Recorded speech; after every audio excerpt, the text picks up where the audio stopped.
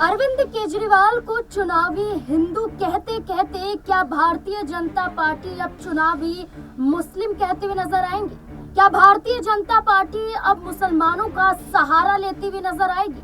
वो भारतीय जनता पार्टी जो अब तक अरविंद केजरीवाल पर आरोप लगा रही है कि ढोंगी है, पाखंडी है, सिर्फ हिंदुओं का सहारा लेने की कोशिश की जा रही है।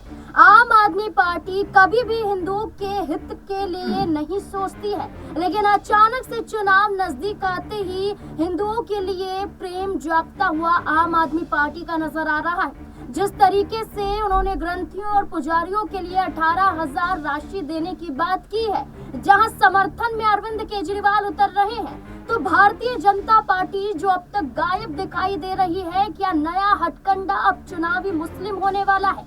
क्या नया हथकंडा भारतीय जनता पार्टी चुनाव जीतने के लिए क्या मुसलमानों का सहारा लेती हुई नजर आएगी, या फिर चारों खाने चित हो जाएगी दिल्ली में? कई सवाल बन जाते हैं कि आखिरकार अब भारतीय जनता पार्टी करने क्या वाली है, क्योंकि भारतीय जनता पार्टी की अभी कोई भी रणनीति सामने नहीं आई है और खुद भारतीय जनता पार्टी दिल्ली से गायब है। क्या सहारा लेंगे मुसलमानों का? क्या चुनावी मुस्लिम अब भारतीय जनता पार्टी बनती हुई नजर आएगी? कई सवाल है। मेरे साथ मेरे वरिष्ठ सहयोगी अमन सर जुड़ चुके हैं। सर, आपका बहुत बहुत स्वागत है।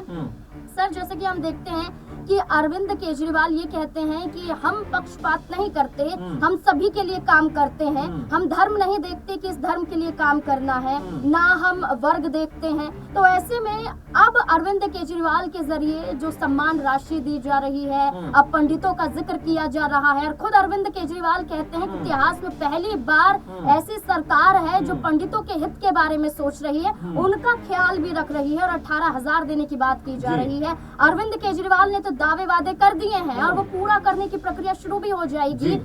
आपको क्या लगता है कि भारतीय जनता पार्टी क्या मुसलमानों का सहारा लेती हुई नजर आएगी? देखिए, बिल्कुल चुनावी मुसलमान कहना ठीक रहेगा, मुझे तो लगता है नाज़मीन, क्योंकि बीजेपी ने जिस तरह से अभी कह सकते हैं कि मौलवी वाला मुद्दा उठाया है कि भाई केजरीवाल ने 17-18 महीनों से मौलवी की सैलरी नहीं दी, तो पंडितों की सैलरी कैसे देते हुए नजर आएंगे, ग्रंथियों की सैलरी कैसे देते हुए नजर आएंगे। तो कहीं ना कहीं जो मुस्लिम कह सकते हैं एंगल से बीजेपी अपने आप को सामने लेकर आ रही है। तो आपने सही कहा कि हो सकता है बीजेपी को अब आखिरी जो उम्मीद है वो मुस्लिम मतदाताओं के सहारे भी हो कि भाई चलिए कम से कम मुस्लिमों का साथ भी अगर मिल जाता है तो हमारी नैया पार हो जाए। लेकिन नैया पार होना उतना आसान नहीं है। जरा बीजेपी का इतिहास देखिए, लोकसभा चुनाव के अंदर अगर 2024 की ही बात करें नाज़मीन, तो एक नाम के अलावा दूसरा नाम आपको मिलेगा नहीं जिनको टिकट दिया बीजेपी ने। आप देखिए जिस तरह से महाराष्ट्र में चुनाव बीते, नवाब मलिक के टिकट पे लगातार जो है देवेंद्र फडणवीस उंगली उठा रहे थे और यहाँ तक कह रहे थे अजीत पवार से कि भाई आपने अच्छा नहीं किया उनको टिकट देकर। फिर वो खुद देवेंद्र फडणवीस कहते हुए नजर आते हैं कि मुस्लिम जो है पंचर जोड़ते हुए नजर आते हैं, इस तरह की भाषा का इस्तेमाल करते हैं। लेकिन उन्हीं की जो कैबिनेट में एक मुस्लिम जो है वो मंत्री बनते हुए नजर आते हैं, हसन करके मंत्री बनते हुए नजर आते हैं, मिश्री का हसन। तो कुल मिलाकर जो बीजेपी का स्टैंड अब तक रहा है वो बिल्कुल ऐसा रहा है कि भाई मुस्लिमों के वोट हमें नहीं चाहिए। और लगातार बीजेपी नेताओं की तरफ से सुनने को भी मिलता है कि भाई हमें जो है हिंदुओं की नुमाइंदगिरी करनी है। आप देखिए जो योगी जी है, सीएम है उत्तर प्रदेश के, कहते हुए नजर आते हैं बटोगे तो कटोगे, एक रहोगे तो सेफ रहोगे। किसको कहते हुए नजर आते हैं एक रहोगे सेफ रहोगे? नहीं समझ में आता। बटेंगे तो कटेंगे, कौन बटेंगे कौन काटेंगे नहीं समझ में आता। और खुद इसकी जो मजम्मत है वो अजीत पवार बना चुके हैं और तमाम जो बीजेपी के नेता है वो भी इससे खुश नजर नहीं आए। क्या बीजेपी ये दिखाने की कोशिश कर रही है कि अब जो मुस्लिम है वो दिल्ली में बेसहारा है क्योंकि अरविंद केजरीवाल ने उन्हें छोड़ दिया? बिल्कुल। और देखिए दिल्ली में बिल्कुल आपने सही कह रहे हैं, दिल्ली में जो मौलवी की सैलरी नहीं मिली है उनको लेकर कहीं ना कहीं अपनी जो राजनीति है वो चमकाने का प्रयास किया जा रहा है। लेकिन महत्वपूर्ण बात क्या होनी चाहिए नाज़मीन की, जिस तरह से बीजेपी की लगभग दर्जन भर स्टेट में सरकार है, उससे भी ज्यादा में सरकार है,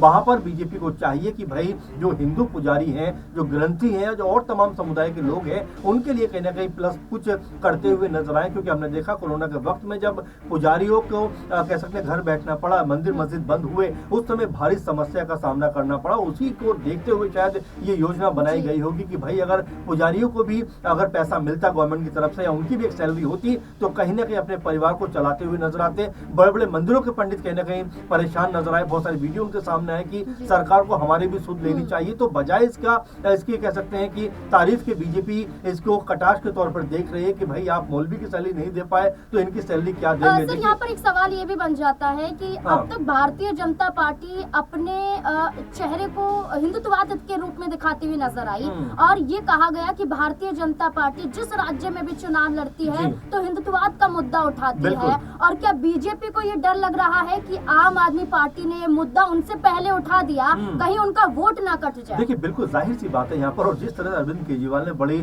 फुर्ती के साथ में कहे या बहुत ही चालाकी के साथ में कहे, जो राजनीतिक चालाकी की बात हम कर सकते हैं, उस आधार पर उन्होंने एक तरीके से कहा कि वे जो ग्रंथी हैं, पुजारी हैं, मौलवी हैं, तमाम समुदाय के लोग हैं, हम उनके कह सकते हैं जो अगुवाई करते हैं, जो लोग धर्म की शिक्षा जो देते हैं, उनके लिए हम कम से कम 18,000 रुपए महीना देंगे ताकि वो भी अपना घर परिवार सही तरीके से चला सके। लेकिन जिस तरह से बीजेपी ने मौलवियों के समर्थन में उतरना शुरू कर दिया है, मौलवियों का पक्ष लेना शुरू कर दिया, तो हर कोई अब ये कह रहा है कि भाई बीजेपी के चुनावी मुसलमान की तारीफ करने की फिराक में है कि चुनाव आ गए हैं, चलिए हम तारीफ कर देते हैं, या चुनावों को जीतने के लिए मुस्लिमों का सहारा उनको लेना पड़ रहा है। और ये भी कुछ लोग कह रहे हैं कि अरविंद केजरीवाल ने जिस तरह का ये कह सकते हैं कि पासा फेंका है, उसमें बीजेपी पूरी तरह से फंसी नजर आ रही है। क्योंकि बीजेपी जैसा हम लगातार, मैं कह भी रहा हूँ, लगातार हम देख भी रहे हैं कि उनका जो रुख रहता है वो सिर्फ और सिर्फ ऐसा रहता है कि हिंदुत्व की राजनीति करने का रुख रहता है। और यही वजह है कि चाहे सीएम योगी हो या हेमंत बिस्वा शर्मा हो, जिन शब्दों का प्रयोग करते हैं, जिस तरह की बातों को सामने रखते हैं, जो बयान देते हैं नाज़मीन, वो बेहद विवादित भी होते हैं। उन पे तमाम तरह के विरोध भी उत्पन्न हो जाते हैं। संभल वाला मामला आप जरा देखिए, किस तरह से वहां पर हमने सब कुछ देखा और किस तरह से वहां पर एक के बाद एक कई मुद्दे ऐसे निकल कर आए जिसको लेकर खुद मोहन भागवत जो आरएसएस के चीफ हैं, वो ये बात कहते हुए नजर आ गए कि भाई आखिर हर जो मस्जिद के अंदर आप मंदिर क्यों ढूंढ रहे हैं? राम मंदिर बन चुका है। हमारे आस्था का प्रश्न था, किसी मुस्लिम ने विरोध नहीं किया। जब कोर्ट ने फैसला किया, सबने कह सकते हैं एक मन के साथ में ये कहा कि चलिए मंदिर बनाइए, और भव्य मंदिर बनकर तैयार भी हो गया है। पीएम मोदी ने उसका उद्घाटन भी कर दिया है। तो अब हर मस्जिद के अंदर अगर आप जो मंदिर ढूंढने जाएंगे, वो अपने आप में कहीं ना कहीं प्रॉब्लम की जड़ बन जाएगा। और देखिए आज ही अजमेर शरीफ जो है पीएम मोदी ने चादर भी भेजी है। तो ये जो राजनीति है बीजेपी की, अभी नजर आ रहा है कि उनको भी लग रहा है कि अगर मुस्लिम हमारे खिलाफ हुए या मुस्लिमों का वोट हमें नहीं मिला तो हमारी परेशानी जो है दिल्ली में बढ़ती हुई नजर आ जाएगी। बिल्कुल, जहां भारतीय जनता पार्टी अब तक दिल्ली के पिछले चुनावों की बात करे तो कई ऐसे बयान भारतीय जनता पार्टी से निकलकर सामने आए हैं जहां बिरयानी खाने वाले भी कहा गया है, जहां कई शब्दों का इस्तेमाल किया गया है। लेकिन अब वही भारतीय जनता पार्टी लगता है कि बैकफुट पर भी नजर आ सकती है। एक नया हथकंडा या चुनावी एजेंडा भारतीय जनता पार्टी का दिखाया जा सकता है कि अब एक तरफ जहां आरोप आम आदमी पार्टी पर चुनावी हिंदू होने का लगाया जा रहा था कि ये सिर्फ दिखावा है क्योंकि आम आदमी पार्टी उनके लिए आगे बढ़कर काम कर रही है, तो वहीं देखना होगा कि जब मुसलमानों को साधने के लिए चुनावी मुस्लिम बनती हुई भारतीय जनता पार्टी नजर आएगी, तब उनको लेकर क्या कहा जाएगा। क्योंकि राज्यों में जब भी चुनाव हमने देखे हैं विधानसभा के, उस राज्य के अनुसार भारतीय जनता पार्टी अपने आप को ढाल ही लेती है। अब देखना होगा कि दिल्ली के विधानसभा चुनाव में आम आदमी पार्टी ने कमर तो कस ली है और एक बड़े एजेंडे के साथ जीत का दावा भी किया जा रहा है। भारतीय जनता पार्टी क्या अब एक नए एजेंडे चुनावी मुस्लिम के आधार पर दिल्ली में दिखाई दे सकती है, और क्या ऐसे में बड़ा मुकाबला दिल्ली में देखा जा सकता है? आपको क्या लगता है कि दिल्ली में आखिरकार किसकी जीत होगी, आम आदमी पार्टी या फिर भारतीय जनता पार्टी? क्या लगता है आपको? अपनी राय कमेंट सेक्शन में जरूर दें। देखते रहें SPN9 न्यूज़। धन्यवाद।